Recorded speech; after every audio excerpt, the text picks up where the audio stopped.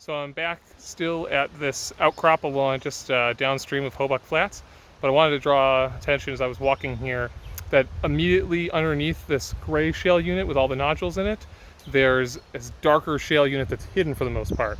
So I'm going to show it here. So here, this is clearly like a much darker, friable shale. It comes off in layers than the stuff we've seen there. So it's not nearly like it's chippy. It'll come up in pieces, chunks. If I were to take my hammer, take this off, you can see how it's nice and very thin layers. And in fact, you can see the contact here even. So it's right about there. So at my feet here, below that is this dark shale unit.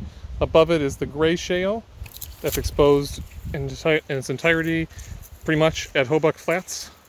If I walk along here, I can see here's the contact again. So what I'm walking on again right now is this darker shale unit, and it goes slowly into the ground here, but we lose the contact pretty easily because the chippiness of the shale above ends up being like this talus pile on the bottom and totally covers it over. It also deposits what looks like probably a whole bunch of calcareous. The shale, probably this gray shale, is probably relatively calcareous.